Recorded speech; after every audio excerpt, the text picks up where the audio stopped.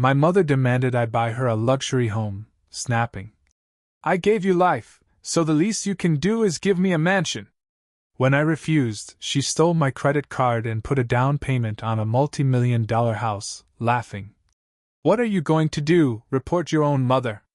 Her smug look vanished when the bank froze the transaction and the officer said, "Actually, that's exactly what's happening. I, 35 male, have always had a complicated relationship with my mother.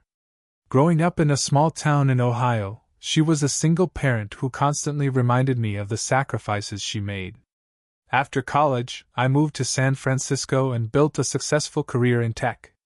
Despite the distance, I supported her financially, paying off her debts and ensuring she lived comfortably. During a recent visit, she expressed a desire for a luxurious home in Columbus. "I found a beautiful mansion," she said. "You should buy it for me." I was taken aback. I explained that I couldn't afford such an expense, especially with my own financial commitments. She became irate, insisting that since she gave me life, the least I could do was buy her a mansion. A week after returning to San Francisco, I noticed a $200,000 charge on my credit card for a down payment on a property in Ohio. I immediately contacted the bank to report the unauthorized transaction. They informed me that someone had used my card to secure a loan. I confronted my mother. "Did you use my credit card to buy a house?" She laughed. "What are you going to do, report your own mother?" I was furious. I told her I had already reported the fraud. The bank froze the transaction and launched an investigation. They discovered that my mother had impersonated me, using my personal information to secure the loan. She was arrested and charged with identity theft and fraud. The trial was painful. She showed no remorse, insisting she deserved the house.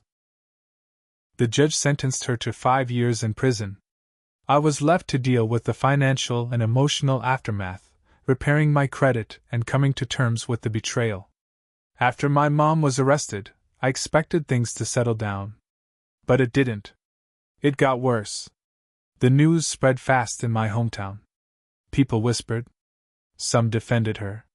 "She's just a mother who wanted to be taken care of," they'd say. Others were cruel. "She raised a son who'd throw her in jail." It didn't matter that she stole from me. I became the villain in their eyes. She started calling me from jail. The first call was calm. She asked me to drop the charges. I told her it wasn't up to me anymore. Her voice turned cold. "You're dead to me." Then she hung up. Next day, my cousin Eric messaged me. "You need to fix this," he said. "She's family." I asked him if he knew what she did. He said yeah, but that didn't change things. "Blood is blood." That was the line. Everyone in the family started pulling away. I found out she'd convinced my uncle to start a GoFundMe. The story was twisted. Single mother jailed by ungrateful son after trying to secure a home. They raised $10,000 in a week. People ate that story up. She looked like a saint in their eyes. One day I went online and saw a post from someone in town. It had my face and job title, with a caption. "Silicon Valley snake puts his mom behind bars." The comments were brutal. I had to lock all my accounts. But the biggest blow came from work. My boss called me in. Apparently, someone sent an anonymous email to the company's board, claiming I was being investigated for fraud and elder abuse. They attached screenshots of the news article and twisted it to make it look like I was the scammer. Even though HR knew the real story, they told me to take a leave of absence until the dust settled. I was beyond furious. I couldn't prove who sent it, but I knew. Who else would go that far? I hired a private investigator, something I never thought I'd do. He dug around and found that my mom had been in contact with a man named Tony, her ex from way back who'd done time for scams. They'd been emailing while she was out on bail before the trial. One of the emails mentioned taking him down if he doesn't comply. It made me sick. My lawyer helped me file a restraining order, even though she was in jail. Tony disappeared after the PI showed up at his apartment. No clue where he went. But the harassment slowed after that. 2 months into her sentence, she sent me a letter. Handwritten. 8 pages long. No apology. Just pages of how I ruined her life, how God would punish me, how I owed her everything. At the end, she wrote, "You can't cut blood. I'll always be your mother." I didn't respond. But then things took another turn. I got a call from a real estate agent in Ohio. He asked if I still planned to proceed with the house. I told him I canceled everything. He said, "Strange, because someone claiming to be your financial assistant has been trying to finalize the deal. They have your ID copy." My blood ran cold. Someone had my documents. I hadn't lost my wallet or email. That meant only one thing: she still had access to my old files. I checked my cloud drive. Found a shared folder. Shared with MT, her initials. I'd forgotten we used it years ago when I helped her apply for loans. She still had everything: driver's license, social security card, tax returns. She copied all of it. And now, someone else was trying to use it.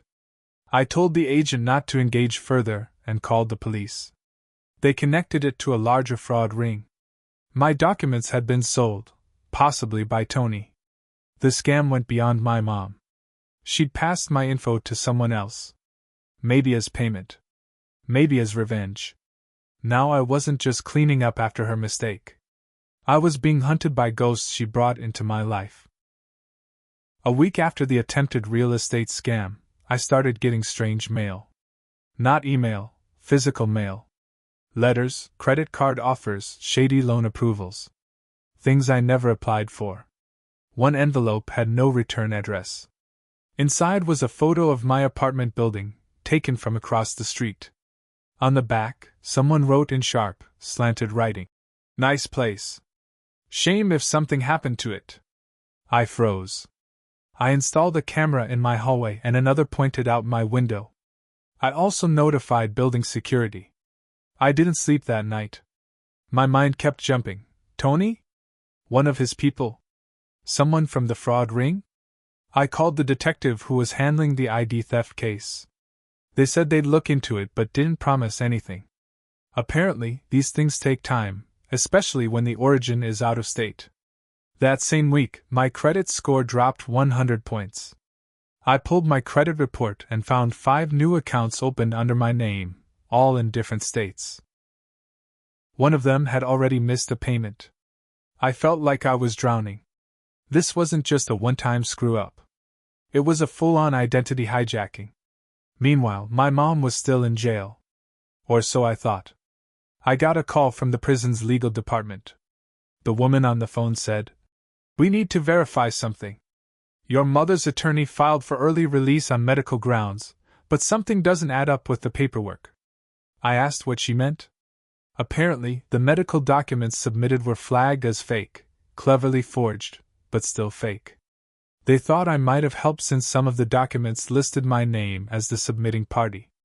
My jaw hit the floor. They sent me copies. My name. My email. A fake signature. It was like watching a nightmare unfold in slow motion. Someone was using my identity not just for money, but to help get her out of jail. I got back in touch with the private investigator. I told him everything. Within 3 days, he called me back. "She's behind it." "Your mom?" I said. "How?" "She's locked up." He said she wasn't acting alone. She was communicating with someone through the prison phones. He tracked down the number. It belonged to a burner phone, but the owner was traced, Tony again. Only this time, Tony was using a fake name and posing as her legal rep. He'd been filing papers on her behalf, while she coached him from behind bars. That's when the PI said something I didn't expect. "You might want to talk to your mom's old cellmate." I didn't even know how he found her, but he did. Her name was Sheila. She'd gotten out 2 weeks prior and agreed to meet me at a diner in Oakland. She looked tired, twitchy, but she talked.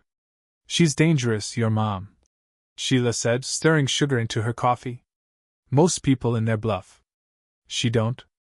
Everything was a plan with her. She talked about ruining you like it was a goal. I asked why.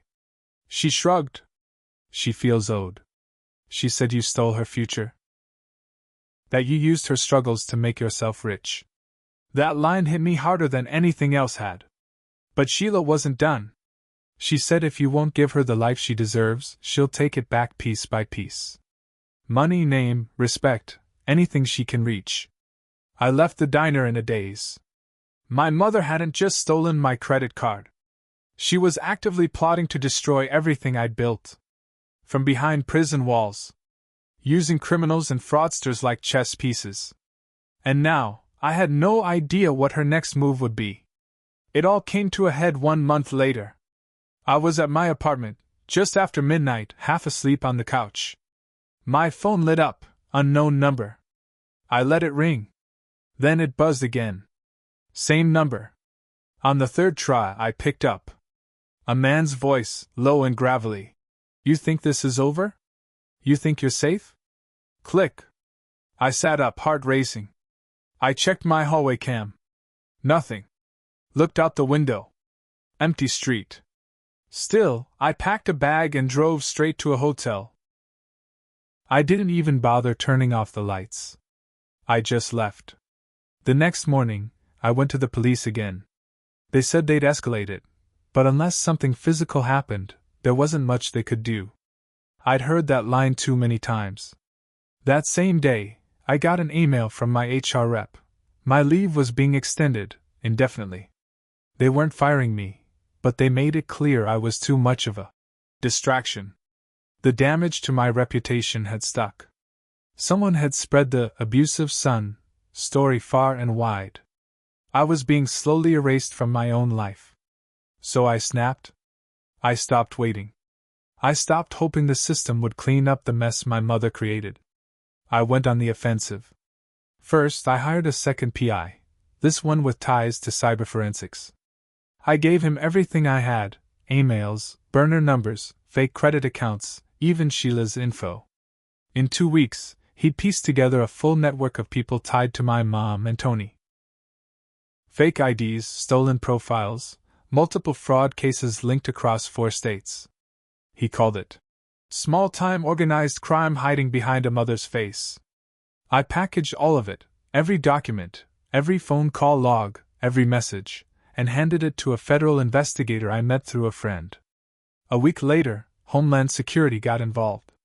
Turns out, some of the identities used in their scam were linked to other investigations. They arrested Tony in a sting operation at a P.O. box he used in Kansas. At the same time, the feds raided a small house in Dayton. Inside, they found a woman posing as a caretaker for the elderly, using one of the IDs stolen from me. The net closed fast. My mom got moved from state jail to federal custody. They hit her with new charges: conspiracy to commit wire fraud, aggravated identity theft, and aiding a criminal enterprise. When she saw me in court, because I testified, she didn't cry. She didn't plead. She just stared at me, like she still didn't understand how I could do this. To her. Her sentencing day came 6 months later. 21 years. The judge read the charges slowly, one by one, like stones dropping in a pond. No parole for the first 15. She cried, finally, when she was led away in cuffs. Not for me. For herself. And I should have felt relief. I should have walked out of that courtroom proud. But the truth is, I lost too. I lost my job, my peace, my ability to trust. I had to move out of state, change my number, even change my legal name. The story followed me everywhere. There were blogs, Reddit threads, think pieces. Silicon Valley's family betrayal. They made it entertainment. And the worst part? I didn't see it coming because deep down, I believed love made people good. I thought giving enough would protect me. That being the provider made me safe. But love mixed with entitlement turns into poison. And when it starts dripping, it doesn't stop until it rots through everything. So yeah, I reported my own mother. And I'd do it again. Because she gave me life. Then tried to take it back piece by piece. But I took hers down with the same steady hand she used to destroy mine. and I'm still standing. That's all that matters now.